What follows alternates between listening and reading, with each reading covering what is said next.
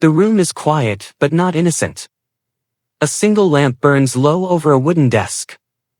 Papers lie arranged with careful precision. Outside, wind presses softly against the window. Somewhere in the distance, a bell tolls once, then falls silent. Across the table from you sits a man who smiles without warmth. He has already decided the outcome. You have not. He speaks calmly. He praises cooperation. He invokes fairness.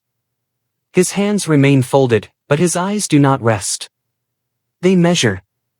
They anticipate. They calculate. And then he lies. Not loudly. Not recklessly. He shifts a detail. He reframes an event. He withholds context. The lie is surgical. Clean. Almost elegant. You feel it immediately. A small tightening in the chest. A recognition that the ground beneath the conversation has shifted. This is the moment most people fail.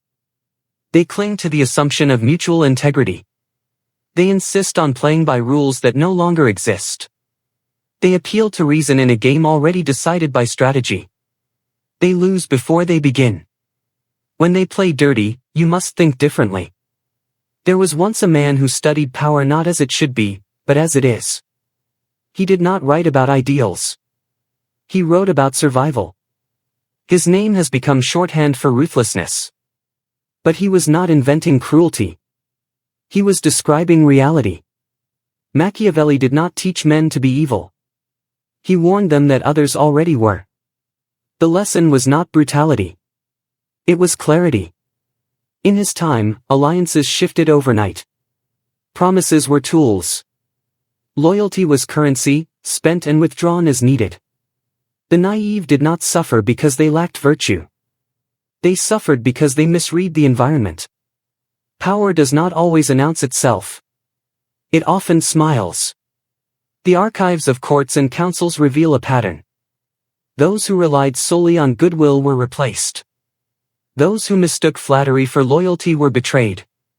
Those who believed rules applied equally were discarded when convenient. It was not personal. It was structural. Power seeks advantage.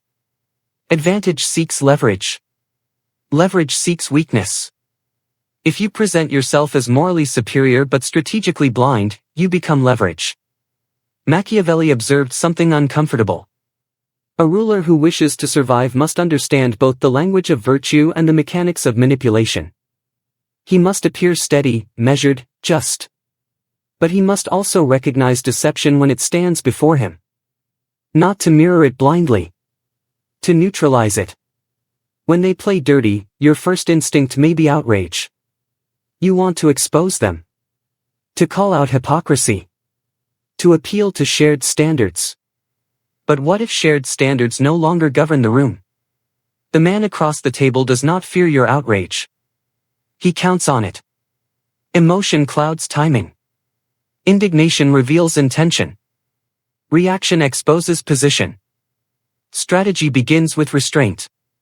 In Florence, negotiations were rarely what they seemed. A treaty signed publicly often concealed clauses written privately. Alliances were maintained through fear as much as trust. Those who survived were not always the strongest. They were the most perceptive. Perception is armor. When you realize you are being manipulated, your first task is not retaliation. It is observation. Who benefits from this distortion? What narrative is being constructed? Where is the leverage point? Dirty play often relies on speed. A rumor spread quickly. A decision rushed. A vote forced before reflection. The goal is to prevent analysis. Slow the moment. Silence is not weakness. It is space. Machiavelli wrote that a prince must learn how not to be good when circumstances demand it. This line is often misread. It does not celebrate immorality. It recognizes that rigid goodness can be exploited by those without restraint. If your opponent uses deception, you do not defeat him by announcing purity. You defeat him by understanding the structure of his deception. There is a deeper layer. You are not only negotiating across the table. You are navigating a system. A network of incentives. A hierarchy of loyalties. A ledger of favors owed and debts unpaid. Dirty play thrives in systems that reward it. If you want to survive such systems, you must understand them. This does not require abandoning conscience. It requires refusing naivety. History does not remember those who insisted on fairness in rooms governed by ambition. It remembers those who saw clearly and acted accordingly. Consider the ruler who inherited a fractured state. Factions plotted behind closed doors. Advisors whispered conflicting counsel. External forces circled like wolves. He could have declared transparency and hoped for trust. Instead, he mapped every alliance. He identified who gained from chaos. He isolated threats quietly. He allowed minor rivals to expose themselves. He did not shout. He waited. Waiting is a strategy. The difference between manipulation and strategy is intention. Manipulation seeks control for ego. Strategy seeks stability amid volatility. When they play dirty, do not descend into chaos. Ascend into calculation. There is another layer. Your mind itself can be influenced without your awareness. The narratives you consume shape your interpretation of conflict. If you are conditioned to see every strategic move as cruelty, you will hesitate to protect yourself. Control of perception precedes control of action. If your mind is guided to equate firmness with immorality, you will remain defenseless in environments that reward firmness. This is not coincidence. Modern systems understand psychology as deeply as Renaissance courts understood intrigue. Attention is shaped. Language is reframed. Concepts are softened or sharpened depending on usefulness. You may believe you are evaluating events objectively. But consider how language frames the field. Is strategic patience labeled coldness? Is boundary setting labeled hostility? Is decisive action labeled aggression? If so, you may internalize hesitation. When your mind is conditioned to fear your own strength, others gain leverage. The manipulation is subtle. It does not command you to surrender. It redefines surrender as virtue. Machiavelli warned against being loved without being respected. Love without fear dissolves quickly under pressure. Respect anchored in strength endures. In modern terms, this translates into boundaries. When someone distorts truth, you do not plead for honesty. You document. You clarify. You reduce ambiguity. You protect your position quietly. You do not announce your strategy. You implement it. There was once a diplomat who understood this deeply. In public, he spoke of cooperation and shared destiny. In private, he secured contingencies. He ensured that if alliances collapsed, his position would remain stable. Critics called him paranoid. History called him prepared. Dirty play often involves asymmetry. Your opponent may not value reputation as you do. They may gamble on short-term gain at long-term cost. They may weaponize rumor because they assume you will not. Understanding this asymmetry prevents shock. Shock destabilizes. If you expect integrity from those who have shown none, you set yourself up for repeated injury. Expectation must align with evidence. Machiavelli emphasized that men are generally ungrateful, fickle, simulators and deceivers when it serves their interest. This observation was not cynicism. It was realism grounded in patterns. When you see patterns, you adjust. Adjustment is not surrender. It is survival. There is a moral tension here. How do you maintain integrity while navigating corruption? The answer is not imitation. It is containment. You do not adopt their dirt. You anticipate it. You prepare for it. You create structures that limit its impact. Documentation. Witnesses.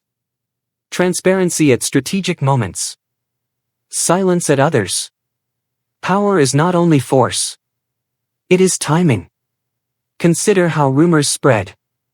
A whisper begins in a corridor.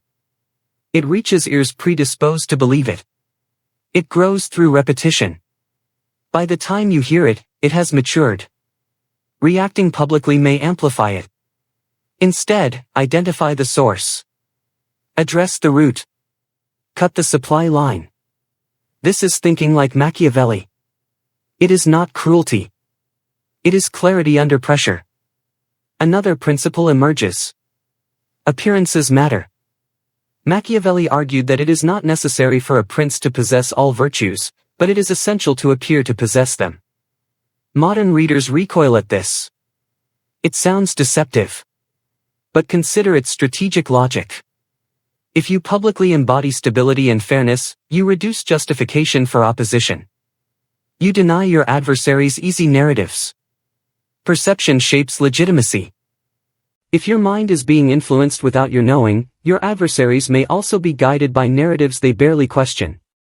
They may believe their manipulation is justified because they perceive you as weak or naive. Change that perception. Not through aggression. Through composure. Composure unsettles manipulators. When they attempt to provoke reaction and encounter stillness instead, they reassess. Stillness signals awareness. Awareness disrupts manipulation. There is a defining moment in every conflict where you decide whether to remain reactive or become strategic. It often arrives quietly. A message that distorts your words. A colleague who undermines subtly. A rival who smiles while planting doubt. You feel the impulse to defend immediately. Pause. Observe the pattern. Who stands behind them? What incentive drives them? What outcome they seek? Then act. Act deliberately. Machiavelli wrote in an age of swords and treaties. Today, the battleground may be reputation, influence, perception. The principles remain. Know the terrain. Understand incentives. Guard your image. Control timing. Anticipate betrayal without paranoia. Prepare contingencies without broadcasting fear. This is not about becoming ruthless.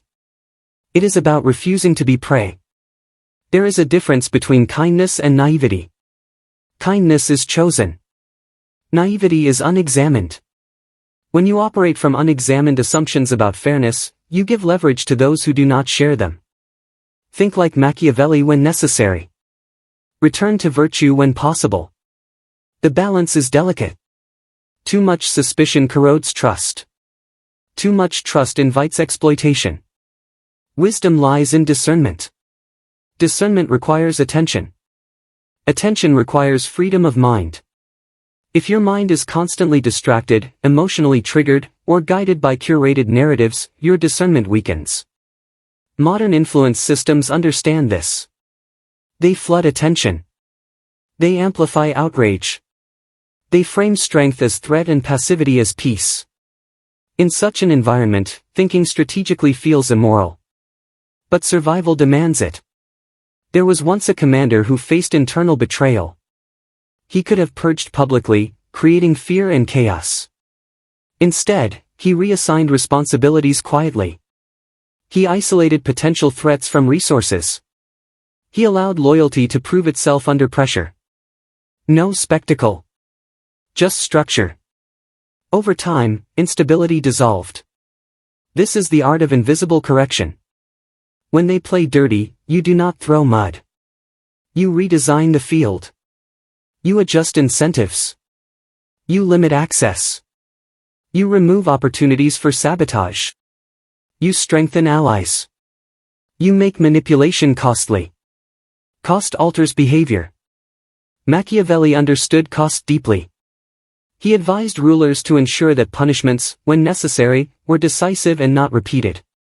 Lingering retaliation breeds resentment. Swift resolution breeds clarity. Applied today, this means addressing boundary violations firmly once, rather than tolerating repeated encroachments. Clarity deters. Ambiguity invites.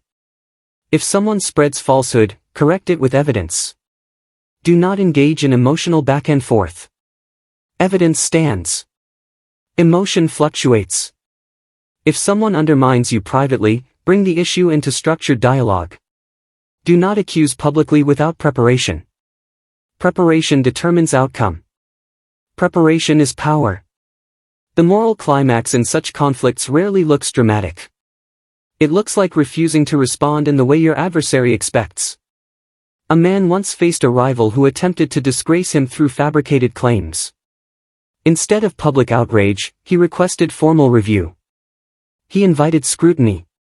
He provided documentation. He remained silent while investigation unfolded. The rival expected chaos.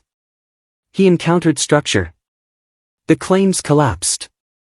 The rival's credibility eroded quietly. No spectacle. Just consequence.